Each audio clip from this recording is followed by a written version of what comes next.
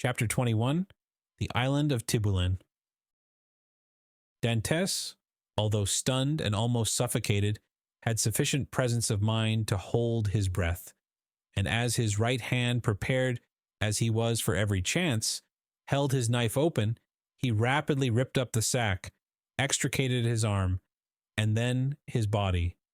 But in spite of all his efforts to free himself from the shot, he felt it dragging him down still lower. He then bent his body, and by a desperate effort severed the cord that bound his legs, at the moment when it seemed as if he were actually strangled.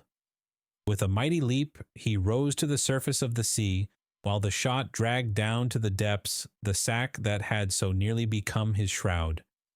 Dantes waited only to get breath, and then dived, in order to avoid being seen. When he arose a second time, he was 50 paces from where he had first sunk. He saw overhead a black and tempestuous sky, across which the wind was driving clouds that occasionally suffered a twinkling star to appear. Before him was the vast expanse of waters, somber and terrible, whose waves foamed and roared as if before the approach of a storm. Behind him, blacker than the sea, blacker than the sky, rose phantom-like the vast stone structure, whose projecting crags seemed like arms extended to seize their prey, and on the highest rock was a torch lighting two figures. He fancied that these two forms were looking at the sea. Doubtless these strange gravediggers had heard his cry. Dantes dived again, and remained a long time beneath the water. This was an easy feat to him, for he usually attracted a crowd of spectators in the bay before the lighthouse at Marseille when he swam there, and was unanimously declared to be the best swimmer in the port. When he came up again, the light had disappeared. He must now get his bearings. Ratonneau and Pomègue are the nearest islands of all those that surround the Château d'If, but Ratonneau and Pomègue are inhabited, as is also the islet of Dôme. Tibulan and Le Maire were therefore the safest for Dantes's venture. The islands of Tibulan and Le Maire are a league from the Château d'If. Dantes, nevertheless, determined to make for them. But how could he find his way in the darkness of the night? At this moment he saw the light of Planier gleaming in front of him like a star. By leaving this light on the right, he kept the island of Tibulan a little on the left. By turning to the left, therefore, he would find it. But, as we have said, it was at least a league from the Château d'If to this island. Often in prison, Feria had said to him, when he saw him idle and inactive, "Dantes, you must not give way to this listlessness. You will be drowned if you seek to escape, and your strength has not been properly exercised and prepared for exertion." These words rang in Dantes's ears, even beneath the waves. He hastened to cleave his way through them to see if he had not lost his strength. He found with pleasure that his captivity had taken away nothing of his power, and that he was still master of that element on whose bosom he had so often sported as a boy. Fear, that relentless pursuer, clogged Dante's efforts. He listened for any sound that might be audible, and every time that he rose to the top of a wave, he scanned the horizon and strove to penetrate the darkness. He fancied that every wave behind him was a pursuing boat, and he redoubled his exertions, increasing rapidly his distance from the chateau, but exhausting his strength. He swam on still, and already the terrible chateau had disappeared in the darkness. He could not see it, but he felt its presence. An hour passed, during which Dantes, excited by the feeling of freedom, continued to cleave the waves. "Let us see," said he. "I have swum above an hour, but as the wind is against me, that has retarded my speed. However, if I am not mistaken, I must be close to Tibulan. But what if I were mistaken?" A shudder passed over him. He sought to tread water in order to rest himself, but the sea was too violent, and he felt that he could not make use of this means of recuperation. "Well," said he, "I will swim on until I am worn out, or the cramp seizes me, and then I shall sink." And he struck out with the energy of despair. Suddenly the sky seemed to him to become still darker and more dense, and heavy clouds seemed to sweep down towards him. At the same time he felt a sharp pain in his knee. He fancied for a moment that he had been shot, and listened for the report, but he heard nothing. Then he put out his hand and encountered an obstacle, and with another stroke knew that he had gained the shore. Before him rose a grotesque mass of rocks that resembled nothing so much as a vast fire petrified at the moment of its most fervent combustion. It was the island of Tiboulen. Dante rose, advanced a few steps, and with a fervent prayer of gratitude stretched himself on the granite, which seemed to him softer than down. Then, in spite of the wind and rain, he fell into the deep, sweet sleep of utter exhaustion. At the expiration of an hour, Edmund was awakened by the roar of thunder. The tempest was let loose and beating the atmosphere with its mighty wings. From time to time, a flash of lightning stretched across the heavens like a fiery serpent, lighting up the clouds that rolled on in vast, chaotic waves. Dantes had not been deceived. He had reached the first of the two islands, which was, in fact, Tiboulen. He knew that it was barren and without shelter, but when the sea became more calm, he resolved to plunge into its waves again and swim to Le Maire, equally arid, but larger, and consequently better adapted for concealment. An overhanging rock offered him a temporary shelter, and scarcely had he availed himself of it when the tempest burst forth in all its fury. Edmund felt the trembling of the rock beneath which he lay. The waves, dashing themselves against it, wetted him with their spray. He was safely sheltered, and yet he felt dizzy in the midst of the warring of the elements and the dazzling brightness of the lightning. It seemed to him that the island trembled to its base, and that it would, like a vessel at anchor, break moorings and bear him off into the center of the storm. He then recollected that he had not eaten or drunk for 24 hours. He extended his hands and drank greedily of the rainwater that had lodged in a hollow of the rock. As he rose, a flash of lightning that seemed to rive the remotest heights of heaven illumined the darkness. By its light, between the island of Le Maire and Cape Croiselle, a quarter of a league distant, Dante saw a fishing boat driven rapidly like a spectre before the power of winds and waves. A second after, he saw it again, approaching with frightful rapidity. Dante cried at the top of his voice to warn them of their danger, but they saw it themselves. Another flash showed him 4 men clinging to the shattered mast and the rigging, while a 5th clung to the broken rudder. The men he beheld saw him undoubtedly, for their cries were carried to his ears by the wind. Above the splintered mast, a sail rent to tatters was waving. Suddenly, the ropes that still held it gave way, and it disappeared in the darkness of the night like a vast seabird. At the same moment, a violent crash was heard, and cries of distress. Dantes, from his rocky perch, saw the shattered vessel, and among the fragments, the floating forms of the hapless sailors. Then all was dark again. Dantes ran down the rocks at the risk of being himself dashed to pieces. He listened, he groped about, but he heard and saw nothing. The cries had ceased, and the tempest continued to rage. By degrees the wind abated, vast gray clouds rolled towards the west, and the blue firmament appeared studded with bright stars. Soon a red streak became visible in the horizon. The waves whitened. A light played over them and gilded their foaming crests with gold. It was day. Dantes stood mute and motionless before this majestic spectacle, as if he now beheld it for the first time, and indeed, since his captivity in the Chateau d'If, he had forgotten that such scenes were ever to be witnessed.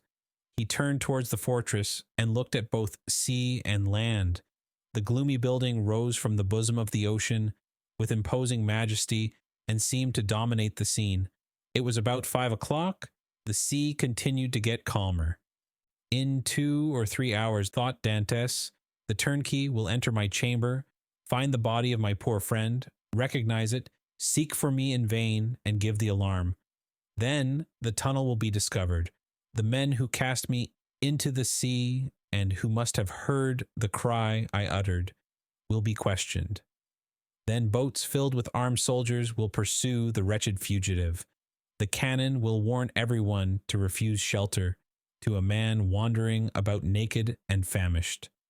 The police of Marseilles will be on the alert by land, whilst the governor pursues me by sea. I am cold, I am hungry, I have lost even the knife that saved me. Oh my God, I have suffered enough surely. Have pity on me, and do for me what I am unable to do for myself.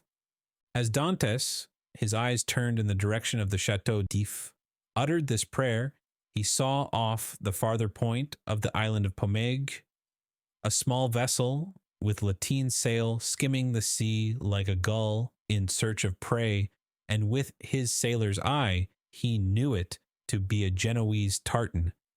She was coming out of Marseilles harbor and was standing out to sea rapidly, her sharp prow cleaving through the waves.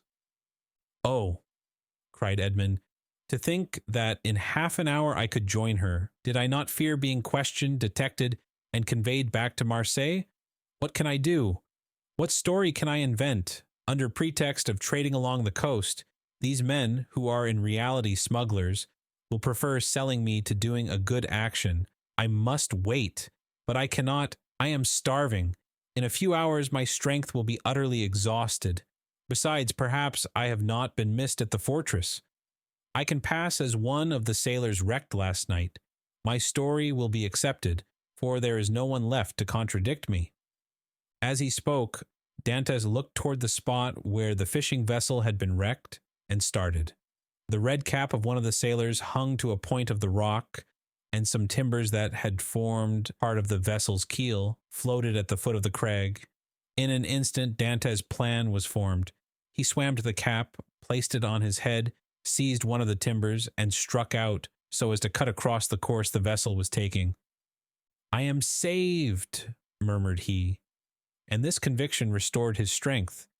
He soon saw that the vessel, with the wind dead ahead, was tacking between the Chateau d'If and the Tower of Planier. For an instant he feared lest, instead of keeping in shore, she should stand out to sea, but he soon saw that she would pass, like most vessels bound for Italy, between the islands of Jaros and Calasserane. However, the vessel and the swimmer insensibly neared one another, and in one of its tacks the tartan bore down within a quarter of a mile of him. He rose on the waves, making signs of distress, but no one on board saw him, and the vessel stood on another tack. Dantes would have shouted, but he knew that the wind would drown his voice. It was then he rejoiced at his precaution in taking the timber, for without it he would have been unable perhaps to reach the vessel, certainly to return to shore should he be unsuccessful in attracting attention. Dantes, though almost sure as to what course the vessel would take, had yet watched it anxiously until it tacked and stood towards him. Then he advanced, but before they could meet, the vessel again changed her course. By a violent effort he rose half out of the water, waving his cap and uttering a loud shout peculiar to sailors. This time he was both seen and heard, and the tartan instantly steered towards him. At the same time, he saw they were about to lower the boat. An instant after, the boat, rowed by 2 men, advanced rapidly towards him. Dantes let go of the timber, which he now thought to be useless, and swam vigorously to meet them. But he had reckoned too much upon his strength, and then he realized how serviceable the timber had been to him. His arms became stiff, his legs lost their flexibility, and he was almost breathless. He shouted again, The two sailors redoubled their efforts, and one of them cried in Italian, "Courage!" The word reached his ear as a wave which he no longer had the strength to surmount passed over his head. He rose again to the surface, struggled with the last desperate effort of a drowning man, uttered a third cry, and felt himself sinking, as if the fatal cannon shot were again tied to his feet. The water passed over his head, and the sky turned gray. A convulsive movement again brought him to the surface. He felt himself seized by the hair, then he saw and heard nothing. He had fainted. When he opened his eyes, Dantès found himself on the deck of the tartan. His first care was to see what course they were taking. They were rapidly leaving the Château d'If behind. Dantès was so exhausted that the exclamation of joy he uttered was mistaken for a sigh. As we have said, he was lying on the deck. A sailor was rubbing his limbs with a woolen cloth. Another, whom he recognized as the one who had cried out "Courage," held a gourd full of rum to his mouth, while the third, an old sailor, at once the pilot and captain, looked on with that egotistical pity men feel for a misfortune that they have escaped yesterday, and which may overtake them tomorrow. A few drops of the rum restored suspended animation, while the friction of his limbs restored their elasticity. "Who are you?" said the pilot in bad French. "I am," replied Dantès in bad Italian, "a Maltese sailor. We were coming from Syracuse, laden with grain. The storm of last night overtook us at Cape Morgiou, and we were wrecked on these rocks." "Where do you come from?" "From these rocks that I had the good luck to cling to while our captain and the rest of the crew were all lost. I saw your vessel, and fearful of being left to perish on the desolate island, I swam off on a piece of wreckage to try and intercept your course. You have saved my life, and I thank you," continued Dantès. "I was lost when one of your sailors caught hold of my hair." "It was I," said a sailor of a frank and manly appearance, "and it was time, for you were sinking." "Yes," returned Dantès, holding out his hand. "I thank you again." "I almost hesitated, though," replied the sailor. "You looked more like a brigand than an honest man, with your beard 6 inches and your hair a foot long." Dantès recollected that his hair and beard had not been cut all the time he was at the Château d'If. "Yes," said he, "I made a vow to Our Lady of the Grotto not to cut my hair or beard for 10 years if I were saved in a moment of danger. But today the vow expires." "Now what are we to do with you?" said the captain. "Alas, anything you please. My captain is dead. I have barely escaped, but I am a good sailor. Leave me at the first port you make. I shall be sure to find employment." "Do you know the Mediterranean?" "I have sailed over it since my childhood." "You know the best harbors?"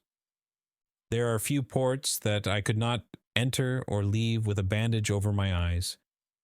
"I say, captain," said the sailor who had cried "Courage" to Dantès, "if what he says is true, what hinders his staying with us?"